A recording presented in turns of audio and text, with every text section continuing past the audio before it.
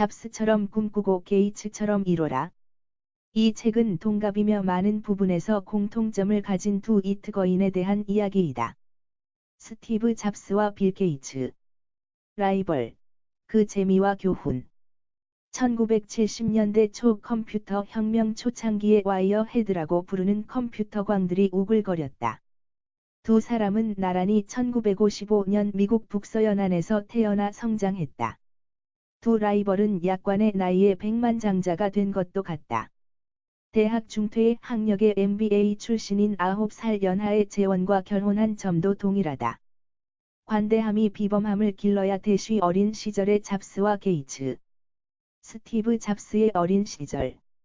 어린 시절의 스티브 잡스와 빌 게이츠 역시 못 말리는 아이들이었다. 잡스는 유년기부터 지나치게 왕성한 활동력과 반항아적 기질로 그의 양부모를 힘들게 했다. 학창 시절에는 외골수적 성격과 규율을 무시하는 행동으로 정학을 당하기 일쑤였다.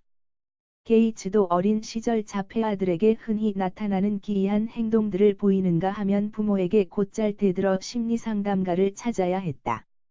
자칫 비뚤어질 수도 있었던 그들의 비상함은 가정과 학교에서의 유연하고도 관대한 배려로 비범함으로 꽃필 수 있었다. 스티브 잡스는 시리아인 아버지와 미국인 어머니 사이에서 태어나 샌프란시스코에 사는 폴과 클레라 잡스 부부에게 입양되었다. 폴 잡스는 엔지니어적 재능이 있는 사람으로 스티브 잡스에게 기계를 조립하고 고치는 기술들을 가르쳐 주었다.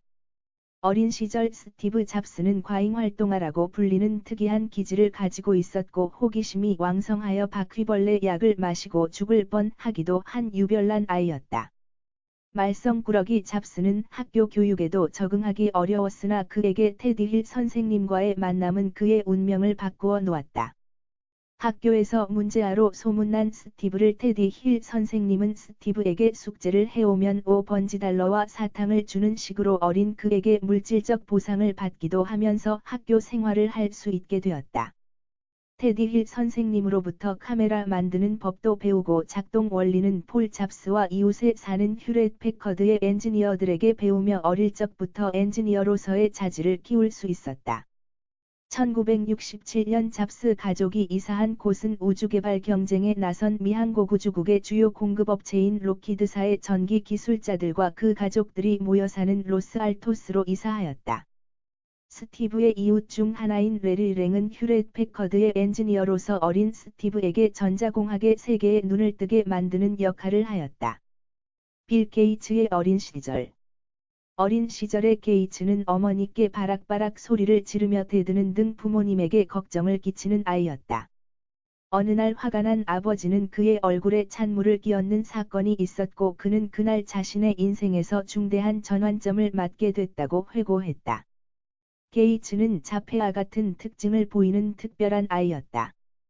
물컵 사건 이후 빌의 아버지는 빌을 심리상담가에게 데리고 갔는데 그는 게이츠에게 전통적인 행동 방식을 따르게 하지 말고 빌의 성격에 맞추도록 하라고 조언했다. 게이츠는 다니던 유니버시티 콘그리게이셔널 대학 부속교회의 목사 터너가 산상수훈을 모두 외우는 사람에게 레스토랑에서 저녁을 사주겠다고 하자 이동하는 차 안에서 마태복음 5, 6, 7장을 암송해 주변을 놀라게 했다. 쿠퍼티노 중학교로 전학한 잡스는 애플에서 함께 일하게 되는 빌 페르난데스를 만나게 된다. 페르난데스의 집 근처에는 록히드사에 다니는 제리 워즈니악 가족이 살고 있었다. 제리의 아들 스티브 워즈니악은 스티브보다 5살이 많았다. 이렇게 잡스와 워즈니악은 페르난데스를 통해서 만나게 된다. 이때부터 워즈니악과 잡스는 절친한 친구가 되었다. 빌 게이츠의 키운 8할 대쉬 보이 스카우트.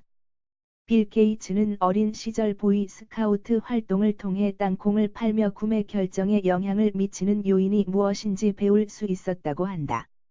워싱턴 주립대학 컴퓨터 센터를 나온 사람들이 세운 회사로 컴퓨터 센터 코퍼레이션이란 회사가 있었다. 줄여서 3C, 시큐브드. 라고 불렀는데 이 설립자 중 하나인 모니크 로나의 아들이 빌 게이츠의 1년 선배였다. 시큐브드의 모니크 로나는 아이들에게 버그를 발견하면 공짜로 컴퓨터를 사용하게 해준다는 조건으로 아이들에게 버그를 발견하도록 일을 시켰고 이 일에 아이들이 모여들었다. 빌 게이츠는 이 일에 몰두하여 친구들과 300페이지 분량의 보고서를 완성하였다. 그러나 이 회사는 시카고 컴퓨터사에 매각되었으나 시큐브드와의 경험은 그를 컴퓨터의 매력에 빠지게 만들었다. 잡스의 젊은 시절. 잡스는 이미 고교 시절부터 마리화나를 피웠고 히피 문화에 심취했다.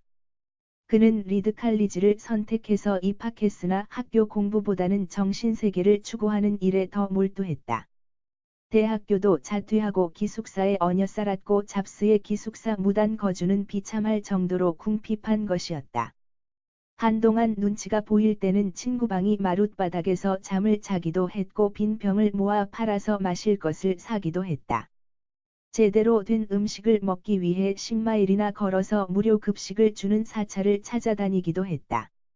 1974년 봄 그는 대학을 떠나 집으로 돌아간다. 비디오 게임 퐁으로 대박을 터뜨린 회사인 아타리에서 밤에만 일하고 다른 사람들에게 피해를 주지 않는다는 조건으로 잡스를 채용했다. 빌 게이츠는 대학 시절 기숙사에서 스티브 발머를 만나고 둘이 공부와 미래를 나누는 사이가 된다. 스티브 잡스의 수학 실력에 대해 나오는데 빌 게이츠는 어린 시절부터 수학에 천재적 재능을 보인 것으로 알려져 있다.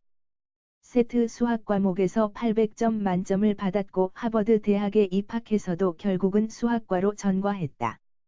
대학 시절의 단짝 스티브 발머와 함께 세계적 권위의 푸남 수학 경시대회에 참가한 결과 상위 100명의 경쟁자들 속에 발머를 포함한 하버드대생이 12명 끼어 있었으나 게이츠는 등위에서 제외됐다. 사업가적 기질.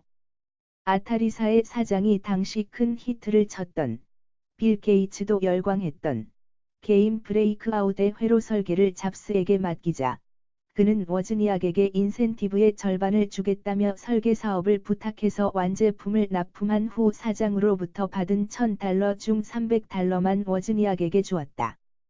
나중에 워즈니악은 잡스가 자신을 속인 것을 알게 되자 배신감에 눈물까지 흘린 일화가 전해진다. 책 중간으로 가면 그들의 사업 전개가 설명되어 있다. 마이크로소프트는 1978년 처음으로 매출 $100만 돌파하면서 서서히 태동하는 컴퓨터 혁명의 주역으로 성장하기 시작했다.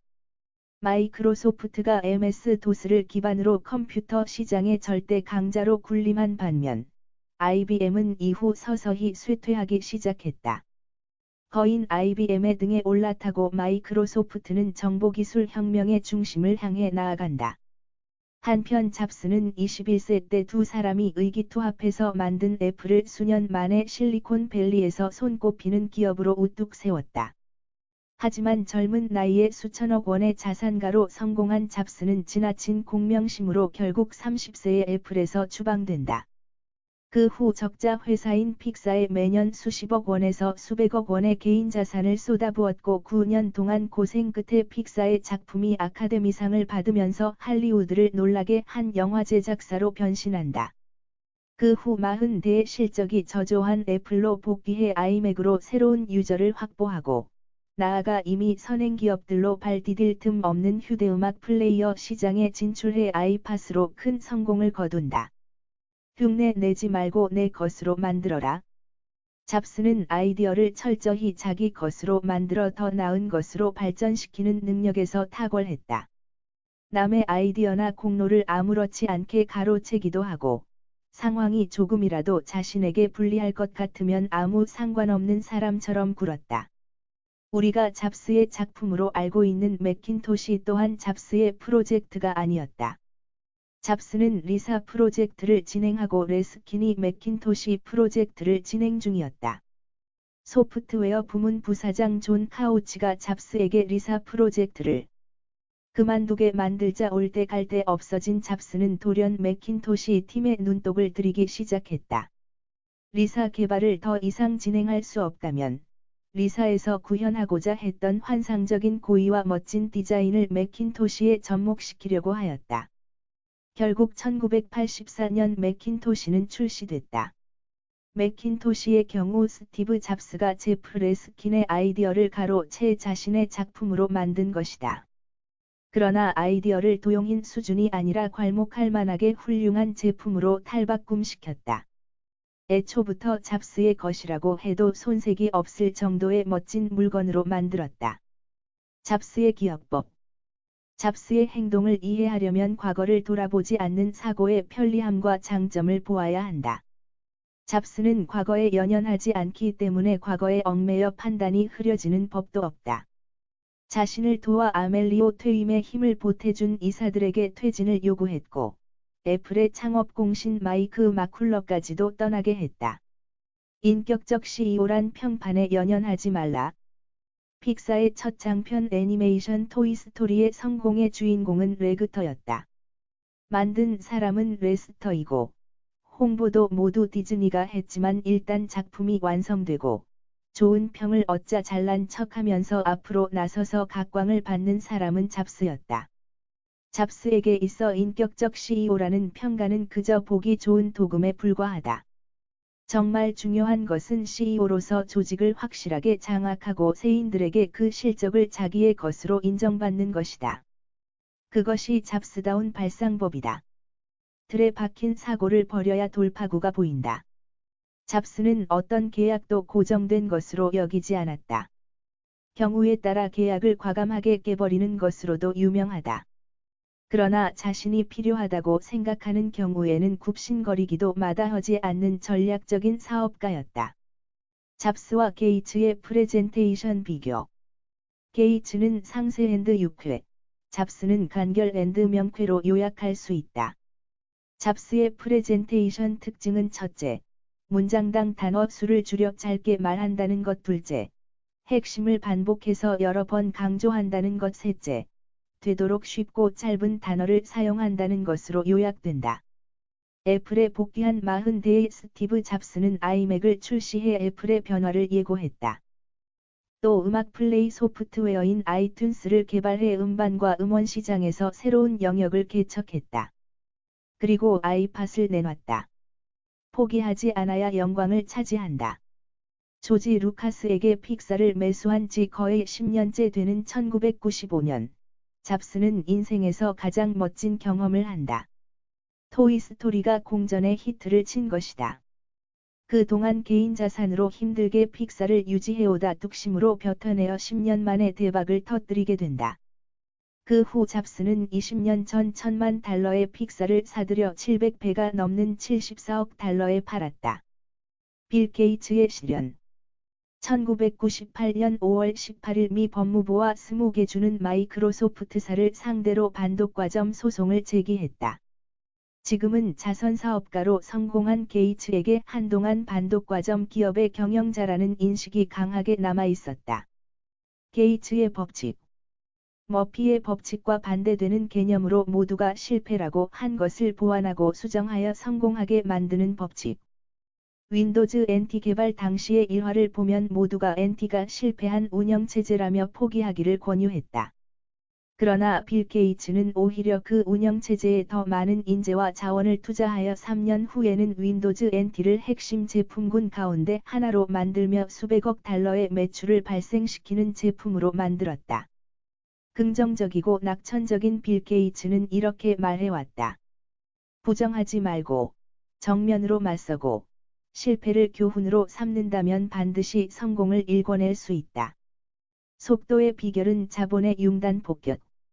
당시 마이크로소프트가 익스플로러 개발에 투자한 인력은 넷스케이프 전체 직원 수의 7배, 투자 액수는 넷스케이프 전체 매출의 7배 규모였다. 투자한 만큼 거둔다는 빌 게이츠의 R&D 전략이 극명하게 입증된 사례다. 궁극적인 목표는 조직 전반에서 최고의 아이디어를 개발하게 하고, 그런 후에 일관된 목적과 초점에 맞춰서 움직이는 것이다. 스타트 순어, 캐리 온 롱거. 남보다 한 발 앞서 출발하고, 더 오랫동안 노력을 지속하라. 빌 게이츠가 걸어온 길을 이보다 함축적으로 전할 수 있는 말도 없을 것이다. 2008년 1월 24일 다보스 포럼 연설을 통해 생각의 속도와 정보고속도로에 이어 그의 트레이드마크가 된 창조적 자본주의를 주창하였다. 그는 다보스 포럼 연설에서 무자비하고 폭력적인 자본주의가 양산해놓은 지구상의 빈곤과 싸우는 것을 직업으로 하겠다고 밝혔다. 그 결과 게이츠 재단이 가난한 나라에 만연한 결핵 등 질병 퇴치 사업에 지원한 후 수십만 명이 생명을 건질 수 있었다. 특히 빌 게이츠는 2004년 한 해 동안 60억 달러를 기부해 기네스북에 이름을 올리기도 했다. 빌 게이츠와 스티브 잡스가 이트 신화에 빛나는 월계관을 차지한 원인은 뭘까? 본인들의 탁월한 재능과 남다른 열정, 그리고 기업가 마인드라는 세 가지의 플러스 알파가 요인이었다고 저자는 보고 있다. 간단하게 책의 핵심 내용을 정리했으나 책을 직접 읽어보면 더 재미있는 부분과 일화들이 많이 나온다. 이트와 소프트웨어 산업에 대해 궁금한 사람이라면 재미있게 읽을 수 있는 책이다.